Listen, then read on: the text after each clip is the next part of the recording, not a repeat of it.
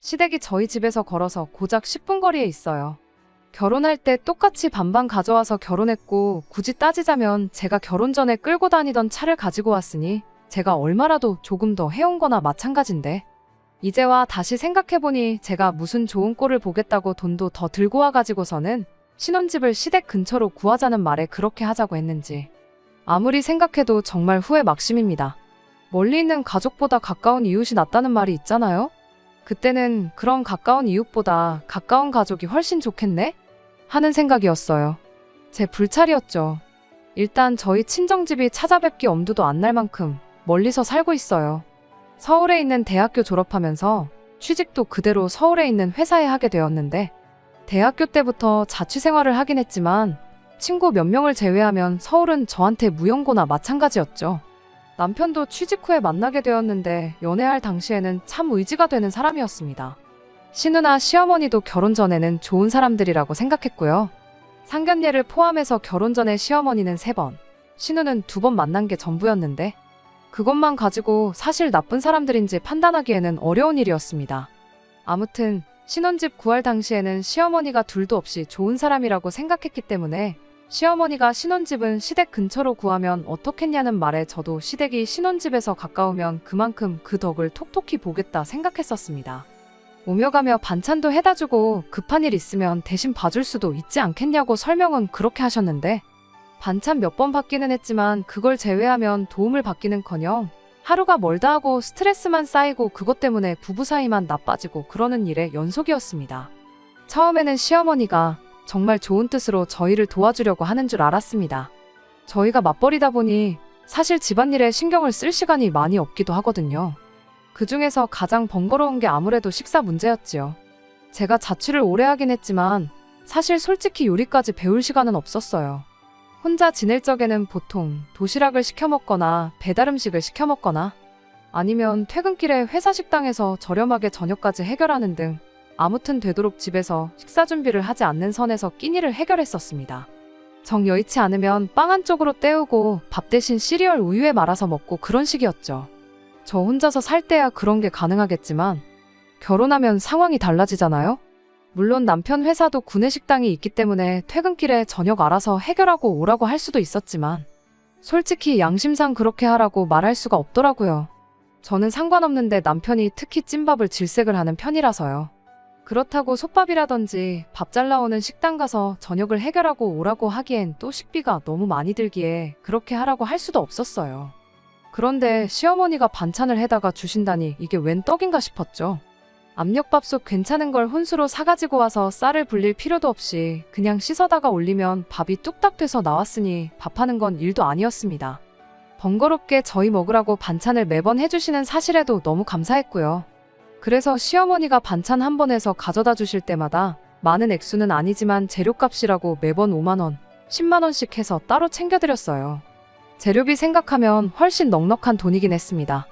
그 돈이면 사실 근처 반찬 가게에서 퇴근길에 종류별로 골라 담아와도 일주일 너끈하게 먹고 제 입맛에도 더 맞긴 하지만 남편 입장에서는 엄마표 집밥이기도 하고 겸사겸사 시어머니한테 용돈 드렸다 그렇게 생각하니 크게 아깝지는 않았습니다.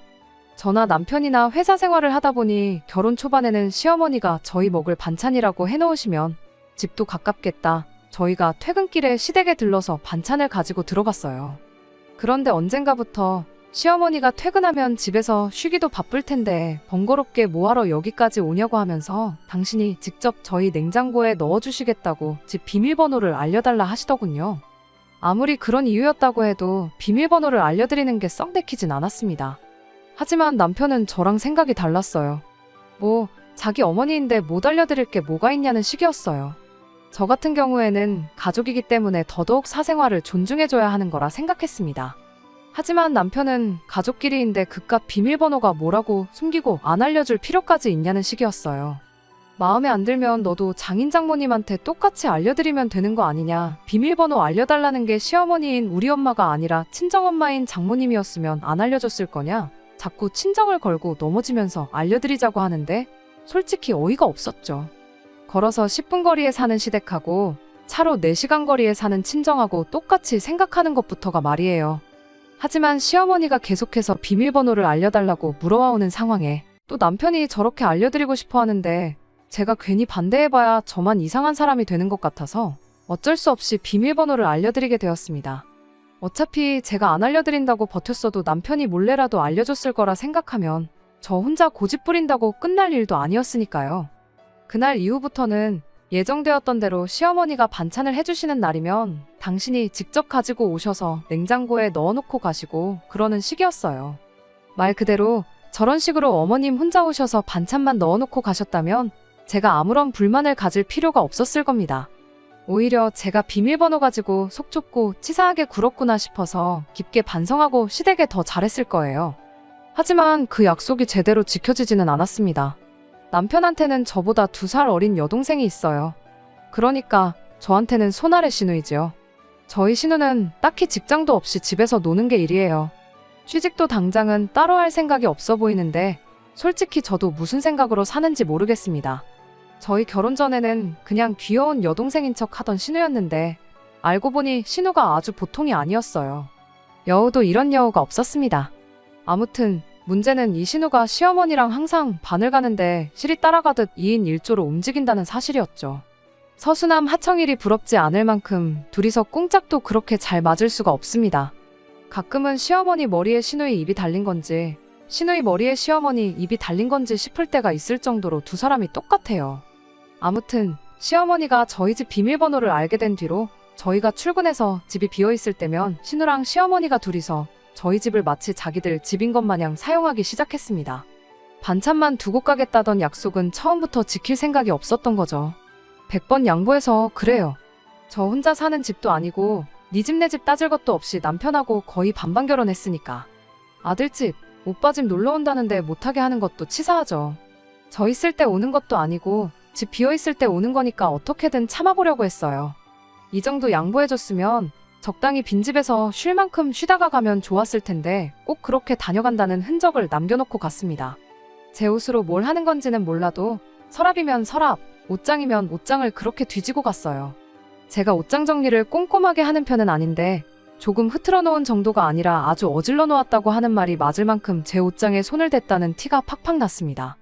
하지만 그런 건 열받는 일축에도 끼지 않는 일이었어요. 이를테면 커피며 차 종류들, 손님 오면 내주려고 백화점에서 공수해온 다과류들, 냉장고에 있는 과일 같은 거 그냥 홀랑 다 꺼내 먹고 그런 식이었어요. 몰래 훔쳐 먹었으면 먹은 티나 내지를 말지.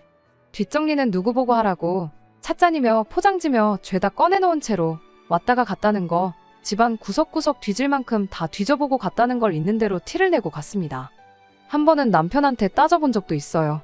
이 꼴 보려고 비밀번호 알려드린 거 아니라고요. 하지만 남편은 어차피 손님 오면 내주려고 사놓은 것들 아니었냐, 다른 사람들도 아니고 가족들인데 그거 조금 먹었다고 그걸 가지고 너무 뭐라고 하는 거 아니냐고 오히려 저한테 서운하다고 하더라고요. 할 말이 산더미 같았고 턱끝까지 차올랐지만 이미 대놓고 남이 편 노릇을 하고 있는 남편한테 지 가족들 뭐라고 해봐야 그냥 싸움만 더 커지겠다 싶어서 그때는 그냥 저 혼자 한번 눌러 참았습니다. 그냥 이거 관련해선 더 이상 아무 말하지 않겠다고 그렇게 말하고 넘어갔죠.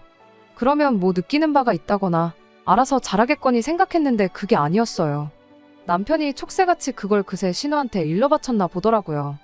회사에서 한참 일하는 중이었는데 난데없이 신우한테 전화가 걸려와서는 뭐 그까짓 커피 좀 내려 마셨다고 차 한 잔 타먹었다고 치사하게 유세를 부리고 있냐, 그까짓 거 얼마나 한다고 생색이냐 할 말 못할 말 못 가리고 지 하고 싶은 말만 쏟아내고 있길래 잠깐 전화 받으러 간다고 회사에 양해를 구하고 복도에서 아주 그냥 그날 남편한테 못했던 말들을 신우한테 다 쏟아부어줬습니다. 어련히 손님으로 초대받아서 왔으면 내가 그깟 커피며 과자며 안 내어줬겠냐고요. 집주인도 없는 집에 몰래 쳐들어와서 맘대로 남의 집 살림살이 손대는 거 그게 문제라고 한마디 했어요. 그거 도둑질이라고요. 시어머니야 친족상도례인지 뭔지 그것 때문에 신고를 못한다지만 시누이인 아가씨는 신고를 할 수 있다더라. 뭐가 옳고 그른지 판단이 안 서면 한번 법대로 해보겠냐고 물어봤죠. 제 말에 신우가 말문이 막혔는지 대답을 못하고 있길래 다음부터는 내 집 살림에 손댈 생각 하지 말고 왔다 갈 거면 아무것도 손대지 말고 조용히 있다가 가라고 했어요. 아니면 뭐 건드린 티라도 안 나게 뒷정리라도 하는 성의를 보이라고요. 모르는 척하면 충분히 모르는 척 해줄 수 있다고 한마디 해줬더니 신우가 어떻게 저한테 반박을 못하겠는지 거친 숨만 쉬익쉬익 쉬다가 전화를 그냥 끊어버리더군요. 충분히 알아들을 만큼 설명을 해줬으니 이제 알아먹었겠지 싶었는데 그 통화를 하고 나서 며칠 뒤 신우가 아주 작정하고 고의로 저를 열받게 만들려고 크게 한 건 터뜨리고 말았네요. 제 동생이 취미로 제과를 배우고 있는데 저 결혼 준비할 때 선물이랍시고 사탕공예로 신랑 신부 인형을 만들어서 선물을 해준 게 있어요. 기본적으로 사탕이긴 하지만 썩는 것도 아니고 유리장식처럼 너무 예뻐서 기념으로 장식장에 보관을 하고 있었거든요. 그런데 그 사탕을 신우가 저 열받으라고 처먹어버린 거예요. 먹은 건지 깨부셔서 어디다 버린 건지는 모르겠지만 퇴근하고 집에 오니 장식장에 있어야 할 사탕 장식이 식탁 위에 널브러져 있었어요. 신부 인형은 온데간데 없었고 신랑 인형만 덩그러니 뒹굴고 있었죠. 그래도 가족이라고 자기 옷바랍시고 만들어 놓은 신랑 인형은 건들지도 않았더군요.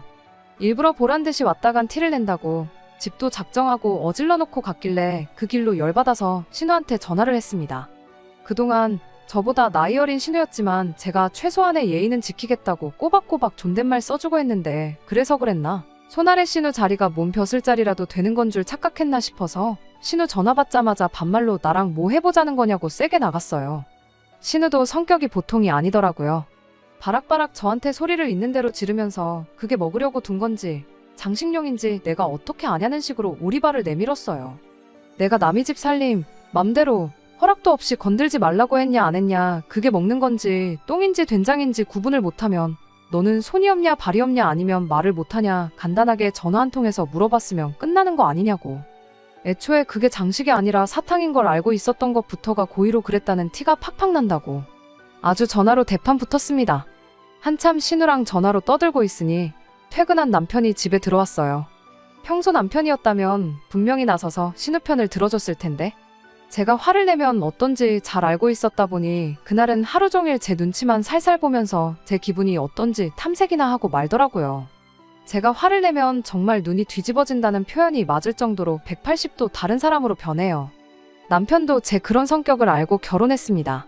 한번 화를 내면 정말 제대로 화를 내는데 그 상대가 누구든 간에 가리지 않아요. 그렇다고 해서 일부러 동네방네 물불 안 가리고 싸움 걸고 시비 걸고 그러지는 않습니다. 아무리 생각해도 제가 부당한 대우를 받았을 때, 목소리를 내야 할 때 그런 거 정도는 확실히 구분을 할 줄 알아요. 다만 이런 제 성격 탓에 남자들하고도 몇 번 시비가 붙었던 적도 있었죠. 예를 들자면 한참 길에서 담배 피는 사람들을 볼 때면 이라든지 다 같이 줄 서 있는데 차례 개무시하고 새치기를 하는 사람들이라든지 저에게 직간접적인 피해를 주는 사람한테는 무조건 할 말은 하는 사람이었습니다. 당시 남자친구였던 남편 앞이라고 해서 내숭 떤다고 억지로 참고 그러지도 않았었어요. 아무튼 남편이 이런 제 물불 안 가리는 성격을 알다 보니 그날만큼은 제 심기를 건드리지 않으려고 일부러 제 앞에서 가족 편도 들지 않고 모르는 척 했던 거였죠. 아무튼 그렇게 신우랑 대판 붙고 나니 나름 집에 평화가 찾아오게 되었습니다. 시어머니고 신우고 그날 이후로 저희 집에 찾아오지 않았거든요. 그 덕에 한동안 냉장고에서 시어머니표 반찬을 볼 일이 없었습니다. 시어머니표 반찬을 못 먹게 된 게 전혀 단 하나도 아쉽지 않았어요. 남편한테야 늘 먹고 싶은 그립고 그리운 엄마 손맛 집밥이겠지만 저한테는 솔직히 맵고 짜기만 한 자극적인 음식이었거든요. 그 이후로는 그냥 반찬 가게에서 반찬을 사서 먹었는데 솔직히 더 경제적이고 맛도 훨씬 괜찮았어요. 시어머니가 저희한테 해주는 반찬이 끊기니 한 달에 몇십만 원 되지 않았더라도 매달 시어머니한테 반찬 재료값 드린다고 드리던 용돈도 끊어지게 되었죠. 오히려 시어머니, 신우가 저희 집에 들락날락 거리는 일로 스트레스를 받을 것도 없었고 경제적으로도 여유가 생기게 되니 저한테는 도무지 아쉬울 게 없는 상황이었어요. 그 후로 딱 한 달이 지나서 시어머니가 저한테 먼저 연락을 해왔습니다. 본론은 따로 말하지 않았고 저보고 퇴근하거든 시댁에 좀 들르라는 말만 전해왔어요. 목소리만 들어도 보고 싶어서 저를 부르는 게 아니라는 건 충분히 알 수 있었어요. 혹시나 싶어서 남편한테 전화해봤죠. 시어머니가 퇴근하고 오라 하시는데 당신한테도 오라고 하셨느냐고 물어봤는데 남편은 자기는 모르는 일이라 하더군요. 안 좋은 예감은 틀리는 법이 없었죠. 시댁 도착하니 공기부터 무거운 게 이번 기회에 아주 며느리 잡돌이를 해서 길을 눌러놓으려고 작정을 했다는 걸 느낄 수 있었어요. 왔냐고 퉁명스럽게 저한테 인사하는 시어머니와 그 뒤에 팔짱 끼고 어디 한번 당해보란 표정으로 실실거리고 있는 신우를 보니 말이죠. 시댁 도착해 신발을 채 벗기도 전이었는데 시어머니는 대뜸 내가 니들 밥 해주는 사람인 줄 아냐며 저한테 화를 내기 시작했어요. 밥은 밥대로 챙겨주면서 시어머니 대접은 단 한 번도 받아보지 못했다면서요. 얼마나 시댁을 우습게 봤으면 어떻게 그 많은 반찬을 얻어먹는 동안 시어머니 저녁 식사 한 번을 차려줄 생각을 안 해봤냐고 묻더군요. 시누이는 쌤통이라는 듯이 뒤에서 놀리는 표정으로 상황을 만끽하고 있었죠. 그런데 뭐 제가 진짜 잘못했다면 아차 싶기라도 했을 텐데 너무 억지 부리는 게 느껴지니 오히려 할 말은 해야겠다 싶더라고요. 반찬은 먼저 어머님이 해주신다고 하셨던 거지 제가 따로 부탁드렸던 게 아니지 않았냐고 대답을 했더니 어머님이 그럼 우리 귀한 장남이 밖에서 파는 조미료 투성이 반찬을 먹는 꼴을 그냥 두고만 보라는 말이냐고 한마디 하시더군요. 말인즉슨 어머님 귀한 장남만 아니었으면 안 해주셨을 반찬 아니었느냐고 그 반찬이 저를 위해 해다 주신 것도 아닌데 왜 어머님 저녁 밥상을 제가 준비해야 하느냐고 물었어요. 집도 코앞인데 당장 남편 이쪽으로 부르겠다고 저녁상은 반찬 얻어먹은 아드님한테 차려달라 하시라고 했습니다. 저는 입맛에 맞지도 않아서 어머님 반찬 잘 안 먹는다고요. 그리고 제가 비록 어머님 저녁 식사 한 번을 차려드린 적은 없을지언정 그간 어머님이 반찬 해다 주실 때마다 재료값에 더 얹어서 용돈하시라고 보내드렸던 거는 기억 안 나시냐고 했어요. 그것 말고도 모시고 외식 다녀온 것만 몇 번이냐고.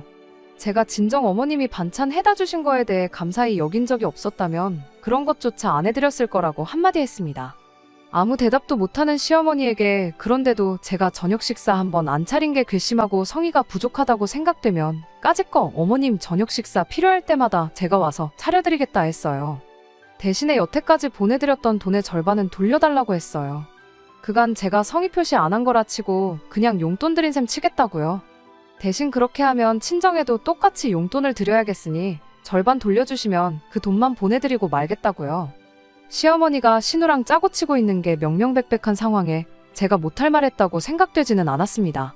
시어머니도 마땅히 저한테 뭐라고 더 할 말이 없었는지 결국 마지막에 가서는 저거 따박따박 말대꾸 하는 꼴 좀 보라며 어깃장을 부리기 시작했어요. 신우도 옆에서 며느리가 시어머니한테 대느는 게 말이나 되냐고 저보고 미친 거 아니냐며 거들길래 손아래 신우가 손이올케한테 미쳤냐는 소리를 하는 건 말이 되냐 그동안 대들었던 건 말이 돼서 대들었던 거냐고 한마디 해줬더니 신우도 이내 그 입을 다물더군요. 한바탕 할 말 다 쏟아내고 나니 두 모녀가 넋을 놓고 저를 쳐다만 보고 있길래 더는 할 말이 없는 것 같은데 저는 이만 들어가 보겠다고 하고 시댁에서 나왔습니다. 나오는 길에 여전히 저녁 식사 차려줄 사람이 필요하면 집에 있는 남편한테 여기로 가보라고 말해주겠다 말하고 나왔어요. 집으로 돌아오는 그 10분 사이에 시어머니가 남편한테 무슨 말을 어떻게 전한 건지 남편이 문 앞에 서서 저를 기다리고 있었어요. 현관문 열고 들어오기가 무섭게 남편이 자기랑 이야기 좀 하자고 한마디 하길래 뭐 할 말이 있으면 사람 신발 벗을 틈도 안 주고 문 앞에서부터 지 할 말 떠드는 게 너네 집 가풍인 거냐 아니면 유전인 거냐 하고 벼르고 있는 남편을 무시하고 그냥 지나쳐갔습니다. 예상한 결과이지만 남편은 제 이야기는 한마디도 들어볼 생각도 하지 않고 당장에 가족들 편을 들면서 제 뒤에다 대고 한마디 하더라고요. 그냥 너가 숙이고 들어갔으면 금방 끝났을 일 아니냐고요. 다른 사람도 아니고 시어머니 저녁밥 한 번 차려주는 게 그렇게 자존심 상하고 어려운 일이었냐고 별것도 아닌 일을 키워서 이 사달을 만드는 게 맞냐고 따지는 겁니다. 내가 잘못한 게 하나 없는 상황에 당신 어머님이랑 동생이 둘이서 편먹고 먼저 일을 키웠다는 생각은 안 해봤냐고 내 편 들어주는 것까진 바라지도 않으니 그냥 나 좀 가만히 내버려두라고 너랑은 더 할 말 없다 말하고 방으로 들어갔어요. 남편이 성큼성큼 따라 들어와선 아직 말 다 안 끝났다며 뒤에서 제 손목을 확 낚아채더라고요. 저도 잡힌 손을 뿌리치면서 지금 뭐 하자는 거냐고 한번 힘으로 해보자는 거냐고 소리를 질렀습니다. 남편이 지 화를 못 이겨서 부들거리다가 저한테 경고라도 하려고 했는지 손에 쥐고 있던 핸드폰을 침대로 확 집어던지는데 어이가 없더라고요. 누구는 성질 부릴 줄 몰라서 안 부리는 줄 아느냐고 그래가지고 핸드폰이 박살이라도 나겠냐며 침대 위로 떨어진 남편 핸드폰 주워들어서 바닥으로 패대기를 쳤습니다. 남편이 화들짝 놀라서 핸드폰을 집어들었는데 액정이 다 깨져서 금이 죽죽 가 있더라고요. 성질은 너랑 너네 가족들만 부릴 줄 아는 게 아니라고 잘잘못 따지고 싶으면 나도 친정 식구들 죄다 불러오겠다고 진정 원하는 게 그런 거면 한번 해보자고 말했습니다. 남편은 제가 이렇게 나오니 당황스러웠는지 박살난 핸드폰을 주워들고는 어쩔 줄 몰라 하고 있더라고요. 핸드폰은 안 그래도 어머님한테 그동안 반찬해주고 받아간 용돈에서 재료값만 빼고 절반 돌려달라고 말하고 오는 차라고, 원래 그 돈 받아다 친정에 보내려고 했는데 돌려받기도 힘들 것 같으니 너가 그 돈 받아다가 그 핸드폰을 고쳐서 쓰던지 아니면 새 걸 사서 쓰던지 너 알아서 하라고 했습니다. 이 정도 했으면 충분히 알아먹었을 줄 알았는데 남편이 아무 말 하지도 않으면서 방에 떡하니 버티고 있더라고요. 뭔가 똥마려운 강아지 같은 표정을 짓고 있길래 더 할 말이 남아서 그러고 있느냐고 물었더니 잠깐 전화기 좀 쓰면 안 되겠냐고 하는 거예요. 남편 핸드폰은 액정이 박살났으니 통화가 불가능한 상황인 걸 알았지만 굳이 제 전화까지 빌려서 시댁에 전화를 하려는지가 의아했습니다. 아무리 상황이 상황일지라도 남편 성격상 제가 보는 앞에서 시댁에 전화해 한 소리를 할 만한 위인은 못 되거든요. 애초에 그렇게 할 수 있는 사람이었으면 처음부터 저한테 저딴 식으로 나오지도 않았을 테고요. 딱 봐도 전화기를 쓴다는 게 내가 모르는 무슨 꿍꿍이가 있는 것 같아서 싫다고 거절했습니다. 아니나 다를까 한 10분 정도 더 지나니까 현관문에서 비밀번호 눌리는 소리가 들려왔고 집 안으로 시어머니랑 신우가 쳐들어왔습니다. 딱 보니까 남편이 집에서 저한테 한마디 하기로 해놓고 어느 정도 시간 지나서 신우랑 시어머니가 집에 찾아오면 제가 두 사람 앞에 사과를 하는 그런 그림을 그렸었나 봐요. 집에 오는 10분 사이에 그렇게 구체적인 계획까지 세웠을 거라고는 생각도 못했었네요. 신우가 오빠한테 더 혼나기 싫으면 이제 우리한테 사과를 하라는 식으로 나오더군요. 남편은 망했다는 표정을 짓고 있었고 저도 더는 이 장단에 맞춰주기 싫어서 그냥 내 집에서 나가달라고 짧게 한마디 했습니다. 제 반응에 신우도 계획대로 일이 풀리지 않았다는 걸 눈치챈 건지 아들집 찾아온 시어머니를 내쫓는 며느리가 어디 있냐며 집에서 가정교육을 어떻게 받았길래 이러냐고 목소리를 높이길래 저는 곧장 시어머니한테다 대고 어머님은 신우 가정교육을 어떻게 시켰길래 남의 물건에 손을 대고도 저렇게 적반하장으로 나올 수 있느냐고 되물었죠. 눈에는 눈, 이에는 이라고 신우가 했던 그대로 똑같이 갚아주니 신우도 열받았나 봅니다. 신우가 저보고 말로는 안 되겠다고 오늘 아주 끝장을 봐야겠다며 저한테 다가오더니 제 가슴팍을 손가락으로 쿡쿡 찌르더라고요. 왕년에 자기가 동네에서 얼마나 날렸는지 알긴 아냐면서 학교 다닐 때 너 같은 애들은 자기 눈도 못 마주쳤다는 말을 자랑처럼 늘어놓길래 아이고 아주 무서워 죽겠다고. 말로 안 되니까 힘으로 하려는 걸 보니 가정교육 수준이 눈에 보인다고. 그러니 남의 물건에 손을 대고 위아래 구분 못하는 만큼 똥오줌도 구분 못하는 것 아니겠냐고 한마디 해줬죠.